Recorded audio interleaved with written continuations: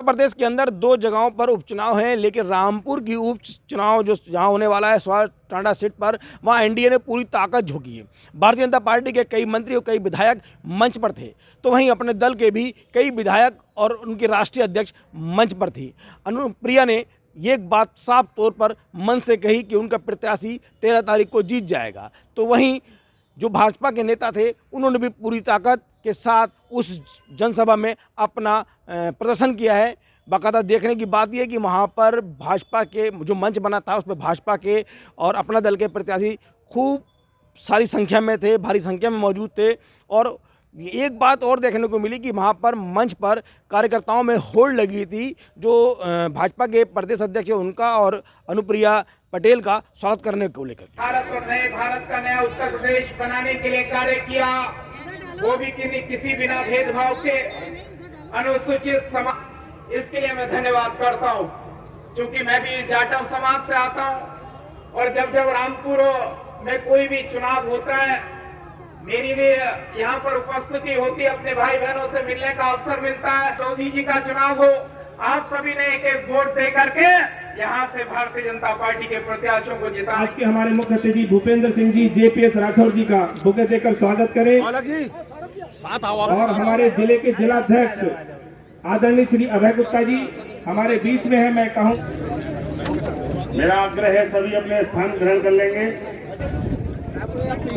बहुत बहुत धन्यवाद। अब स्वागत की कड़ी में मैं आग्रह करूंगा अपना दल एसके। वहीं एनडीए के प्रत्याशी शफीक अंसारी की समर्थन में हुई सभा में भाजपा के प्रदेश अध्यक्ष भूपेंद्र चौधरी ने रामपुर के वरिष्ठ नेता और ये कह सकते हैं कि समाजवादी पार्टी के वरिष्ठ नेता, रामपुर के पूर्व सांसद, पूर्व विधायक आजम खान और उनके बेटे अब्दुल्ला पर भी निशाना साधा है। उन्होंने कहा कि जो आज स्वार का हालात हैं, उसके लिए ये बाप बेटे जिम्मेदार हैं। और उन्होंने कहा कि 13 तारीख को हमारा प्रत्याशी जीते और 10 तारीख को आप इतना मतदान करें कि इनको जवाब तमाचे के रूप में दिया जाए। देखिएगा कि भूपेंद्र चौधरी क्या कह रहे हैं आजम खान और अब्दुल्ला के लिए इस चुनावी जनसभा में, जरा सुन लेते हैं। किन परिस्थितियों में उपचुनाव का सामना इस क्षेत्र की जनता को करना पड़ रहा है, ये हम सब लोग जानते हैं।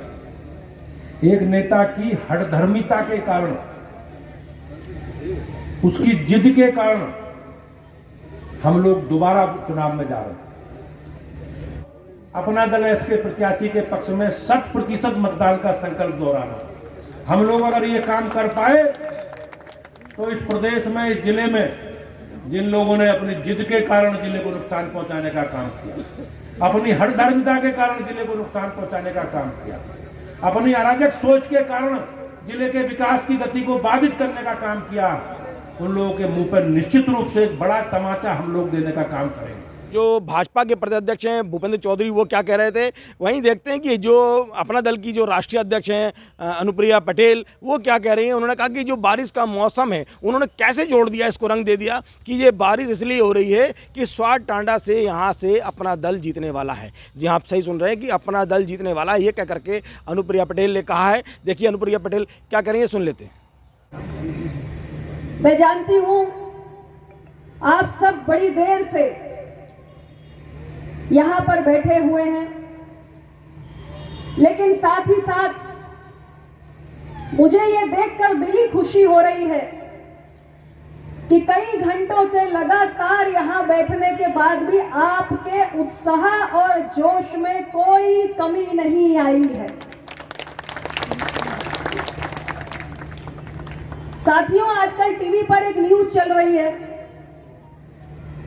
लगातार देश के मौसम की चर्चा जारी है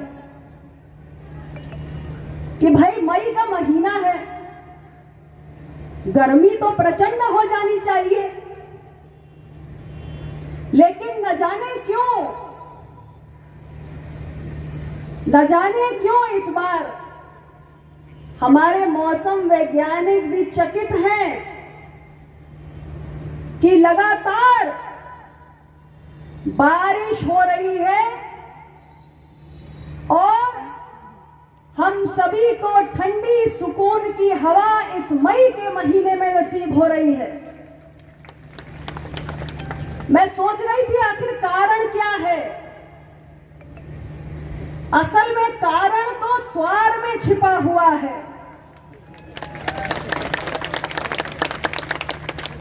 अरे स्वार से कुदरत ने संकेत देने की शुरुआत कर दी है। अगर प्रचंड गर्मी के महीने में बारिश की बूंदें मिल जाए तो समझ लेना चाहिए कुदरत का पैगाम मिल गया है। अरे इस स्वार का चुनावी मौसम भी बदला बदला सा है और ये मौसम का बदला हुआ मिजाज कह रहा है कि आने वाली 10 मई को एक एक बूथ पर 331 बूथ हैं। ठीक बात है ना भाई? अरे 331 बूथों पर वोटों की बारिश होने जा रही है और ये बारिश में कौन सा दूर होगा? अरे भाई, बारिश होने से पहले बादल गरजते हैं, बिजली चमकती है और यहां पर क्या देख रही हूं मैं कि शफीक अहमद अंसारी के लिए स्वार में उनके चाहने वालों के उत्साह के बादल गरज रहे हैं। क्या तालियों की गड़गड़ाहट में बादलों की गरज सुनाई पड़ रही है और आपके जज्बातों की, आपकी उम्मीदों की बिजली चमक रही है और इसलिए 10 मई को जब प्लेट का बटन दबेगा तो वोटों की बारिश शफीक अंसारी को, जो अपना दल के प्रत्याशी है, यहाँ पे अपना दल भाजपा निषाद पार्टी गठबंधन के प्रत्याशी हैं, वो इस वोटों की बारिश में भीगने जा रहे हैं। अभी हमारे माननीय प्रदेश अध्यक्ष जी आपसे कह रहे थे, उत्तर प्रदेश में इस वक्त 2 ही सीटों पर विधानसभा का उपचुनाव हो रहा है और इसके अलावा पूरे उत्तर प्रदेश में नगर निकाय का चुनाव चल रहा है। उत्तर प्रदेश की 2 सीटों में एक सीट जहां की मैं सांसद हूं, मिर्जापुर के 96 विधानसभा से हो रहा है। वहां का कारण तो पूरा उत्तर प्रदेश जानता है कि हमारे विधायक एक लंबी बीमारी के कारण गुजर गए, लेकिन यहां का चुनाव जिन कारणों से हो रहा है उससे आप सब वाकिफ हैं और मैं आप सभी स्वार की सम्मानित जनता से आज ये कहने आई हूं कि आप सबने लगातार ईवीएम मशीन का बटन दबाकर जिस पर अपना भरोसा कायम करने का काम किया, उन्होंने हर दम आपको निराश किया। हर बार आपकी झोली खाली रही। आप लगातार ये सोचते रहे कि आपने उम्मीदों के साथ जिनको अपना वोट देने का काम किया है वो इस क्षेत्र का विकास करेंगे, लेकिन आप सभी से मैं ये कहना चाहती हूं कि बार बार आप लोगों ने जिसको वोट देने का काम किया उन्होंने आपकी सुध नहीं ली, आपको बार बार निराश किया और ये क्षेत्र जो आज उत्तर प्रदेश की सरकार में माननीय मुख्यमंत्री योगी आदित्यनाथ जी के नेतृत्व में विकास का एक नया अध्याय लिख सकता था, आज वो उससे पिछड़ गया है। लेकिन साथियों, आपको एक और मौका मिला है और आपको एक सुनहरा अवसर मिला है। आज अपना दल भारतीय जनता पार्टी और निषाद पार्टी ने आपको शफीक अंसारी के रूप में एक ऐसा प्रत्याशी दिया है जो आपके उन सारे अधूरे सपनों को पूरा कर सकता है। मैं आप सभी से कहने आई हूं मतदाता ही सर्वशक्तिमान होता है।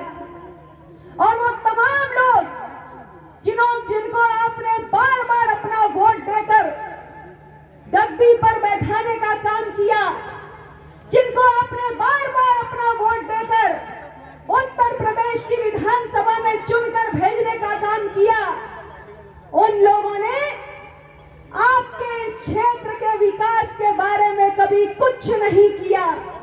और ऐसे लोगों को मुंह तोड़ जवाब देने का मौका आज आपके पास है। ऐसे लोगों ने जिन्होंने भय का, दहशत का माहौल कायम किया, आज उनको सबक सिखाने का मौका आपके हाथों में है।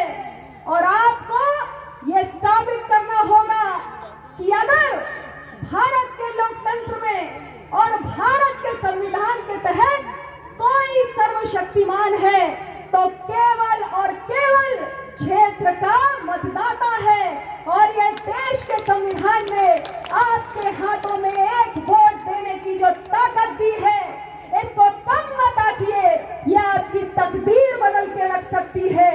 और इसलिए मैं आप सबसे कहना चाहती हूँ कि आपके क्षेत्र की जो भी आवश्यकताएं हैं, उन बुनियादी आवश्यकताओं की जिनकी पूर्ति नहीं हो पाई, चाहे शिक्षा की बुनियादी आवश्यकताएं हो, चाहे स्वास्थ्य व्यवस्था हो, चाहे सड़कों की कनेक्टिविटी की जरूरत हो, या रोजगार के अवसर हो युवाओं के लिए, नौजवानों के लिए, आप सबको ये सब कुछ मिल सकता है अगर आप एनडीए गठबंधन के प्रत्याशी पर अपना भरोसा जाहिर करने के लिए तैयार हैं।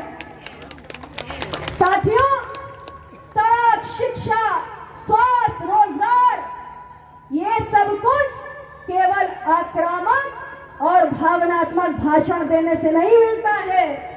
अरे ये सब कुछ अपने क्षेत्र की जनता को मुहैया कराने के लिए एक चुने हुए जनप्रतिनिधि को दिन रात खुद को खपाना पड़ता है, जनता के लिए दिन रात उपलब्ध रहना पड़ता है, जनता के मन को समझ। अनुप्रिया पटेल इस ठंडे मौसम और गर्म मौसम में जितनी खुश थी, उसके बाद जब वो मंच से नीचे उतरी तो मीडिया के सवालों के जवाब में वो क्या कह रही हैं, ये भी देख लेते हैं कि वो मीडिया से क्या कह रही हैं। मंच से उतरने के बाद किस तरह का संबोधन कर रही हैं, मीडिया के सवालों का क्या जवाब दे रही हैं अनुप्रिया पटेल, जो अपना दल प्रत्याशी के समर्थन में आई थी और अपना दल की राष्ट्रीय अध्यक्ष हैं। देख लेते हैं क्या कह रही हैं मीडिया से। आप सभी जितने भी हमारे अतिथिगण यहाँ पर उपस्थित हैं, उनका बहुत बहुत शुक्रिया, धन्यवाद। साथियों, मैं आपको अवगत कराना चाहता हूँ कि भारतीय जनता पार्टी, अपना दल और निषाद गठबंधन से शफीक अंसारी जी को जो टिकट जी मैम आज रामपुर आई है, स्वास्थ्य प्रत्याशी के समर्थन में क्या कहना चाहती है? स्वार विधानसभा उपचुनाव में अपना दल भारतीय जनता पार्टी और निषाद पार्टी गठबंधन के प्रत्याशी शफीक अहमद अंसारी हैं और आप स्वयं देख रहे हैं ये यहाँ के स्थानीय नेता हैं और लंबे समय से लोगों से जुड़े हुए हैं। जनता में, मतदाता में बहुत प्रत्याशी के प्रति भी और हमारे गठबंधन के प्रति भी, और मुझे पूरा विश्वास है कि 10 मई को कप प्लेट का बटन यहाँ पर इतना दबेगा कि हमारे प्रत्याशी शफीक अंसारी भारी मतों से जीत कर यहाँ से उत्तर प्रदेश की विधानसभा में पहुंचे। अनुप्रिया जी पटेल जी, यहाँ पे मेन समस्या रोजगार की है, क्षेत्र की मांग थी यहाँ पे एक क्षेत्रीय मतलब यहाँ का प्रत्याशी भी होना चाहिए, क्या कहेंगे रोजगार को लेकर? स्वार की जनता को विश्वास दिलाती हूँ, आज देश में मोदी जी की सरकार है, प्रदेश में योगी जी की सरकार है। शफीक अपना दल के विधायक बनने जा रहे हैं, यहाँ के मतदाताओं के अमूल्य वोट को पाकर, और उत्तर प्रदेश सरकार से लेकर भारत सरकार की जो तमाम विकास की योजनाएं हैं वो इस स्वार में पहुंचेंगी और यहाँ के मतदाताओं की जो उम्मीदें हैं उसको हम सब मिलकर, भारतीय जनता पार्टी, अपना दल, हम सब मिलकर इसको पूरा करेंगे। आजम खान कोई चुनौती है क्या सीट पर? देखिए, इस सीट पर अब कोई चुनौती नहीं बची है, जनता ने मन बना लिया है और जब जनता का मन बन जाता है तो आप जानते हैं कि फतेह तो फिर उसकी होती है जो जनता के मन में बसा होता है। जनता ही सर्वशक्तिमान है और जनता की उपस्थिति ने आज यहाँ शफीक की जीत पर मोहर लगा दी। अच्छा, भाजपा एनडीए ने एक मुस्लिम चेहरे को उतारा है, जबकि समाजवादी ने एक हिंदू चेहरे को, क्या कहेंगे? देखिए, हमारे गठबंधन ने यहाँ पर इस उपचुनाव में, ये हमारे पहले मुस्लिम विधायक होने जा रहे हैं, लेकिन उसके साथ साथ यहाँ की जनता के साथ जुड़े हुए हैं, संघर्ष करते हैं, स्थानीय हैं, यहाँ के दुख सुख में लोगों के शामिल होते हैं। और जनप्रतिनिधि हमेशा ऐसा ही होना चाहिए जिस तक जनता आसानी से पहुंच रखती हो। तो इनके अच्छे कार्यों को एक नगर पालिका के अध्यक्ष के रूप में, ब्लॉक प्रमुख के रूप में, एक अच्छे कार्यकर्ता हैं, जमीनी व्यक्ति हैं, ये बहुत सारे फैक्टर्स को देखकर हमने इन्हें टिकट दिया। अच्छा, आजम का कह रहा है मेरे वोट मतलब डालने का अधिकार खत्म हो गया, लेकिन वोट मांगने का तो है, जबरदस्त तरीके से प्रचार कर रहे हैं। वोट मांगने के लिए कोई किसी को नहीं रोक रहा है, लेकिन सवाल ये है कि वोट मिल रहा है कि नहीं। तो उन्हें वोट नहीं मिल रहा है। शफीक अंसारी को स्वार की जनता भारी मतों से जिताने जा रही है। कब प्लेट पर बटन दबने जा रही है और वोट किसको मिल रहा है, ये जवाब आपको 13 को मिलेगा। नमस्कार, मैं हूं रवि सक्सेना। अगर आपको मेरी ये वीडियो अच्छी लगी हो तो आप सब्सक्राइब और लाइक जरूर कीजिएगा। और हाँ, हमें सब्सक्राइब और फॉलो करना ना भूलें ताकि आपसे कोई नया अपडेट छूट ना पाए। जी हाँ, आप ध्यान रखें, हमारे साथ जुड़े रहिएगा रुहेलखंड समाचार पर और ये बेल आइकन को जरूर दबाते रखिए।